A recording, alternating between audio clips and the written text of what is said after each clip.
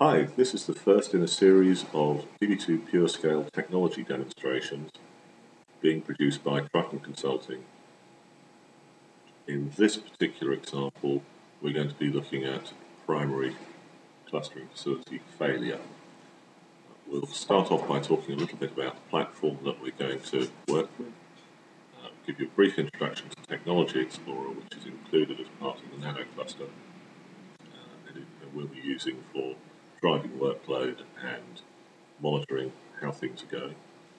We'll look at what we're going to do with the primary CF failure, what will happen, and then look at a live demonstration.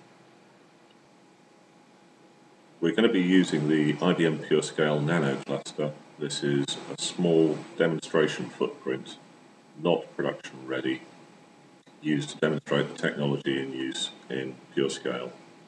In this particular configuration, we have two combined member and CF nodes, one shared disk service on a third equivalent node.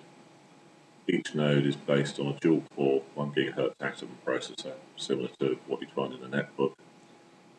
They each have 4 GB of RAM, and on the member and CF nodes, a single 40 GB solid-state drive, and on the shared disk and application server tier, 100 GB 7200 RPM SATA drive.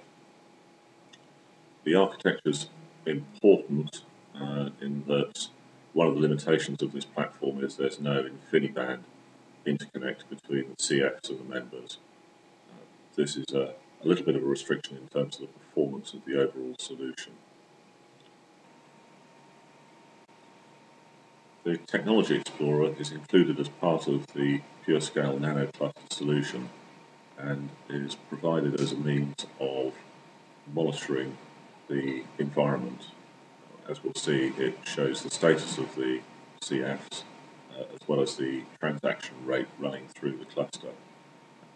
If you're interested in the Technology Explorer, and it is a source of considerable interest as it's very extensible, please have a look at the link supplied on this page. So what we're going to see is the primary CF being killed. The kill CF script is supplied as part of the Nano cluster, but what it's doing under the covers is identifying the process for the CF and issuing a kill -9 against it. At that point, the DB2 cluster services component of pureScale within a second will identify the fact that the primary CF has gone. It informs the members and the secondary CF that the primary is gone, and the CF service is momentarily blocked. All other activities, so local beep, buffer pool, local transaction functions still continue. The members then send missing data to the secondary CF. This is read lock data, as the duplexing of structures within the CF only covers update locks. The secondary CF then takes over as the primary, and all of the workload outstanding that's been held waiting for the CF to return then continues. Asynchronously, the failed CF is restarted and then resyncs with the new primary. So, to the live demo.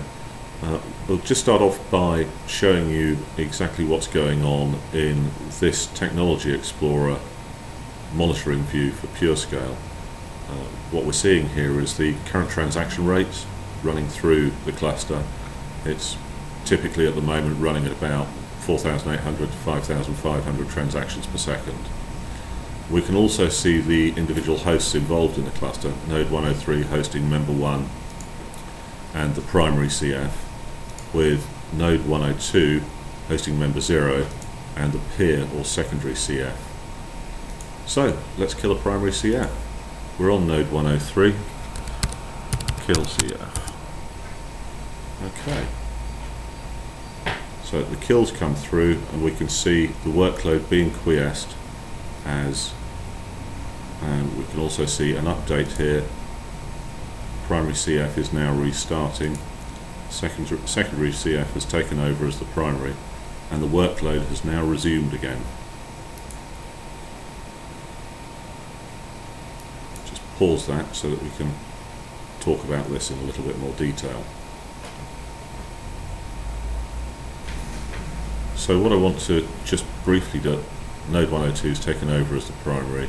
Node 103, the failed CF, has now restarted and is catching up with the state of the various memory areas in the primary CF. So it's resyncing over time. You can also see that the impact on our environment stretches out to about 10 seconds from the point that the kill came through to the point that it's fully back up and delivering workload. So there we go. Highly resilient architecture in DB2 pureScale. I hope you've enjoyed watching this demo. For more information on what we're doing with pureScale, please follow the link to our website.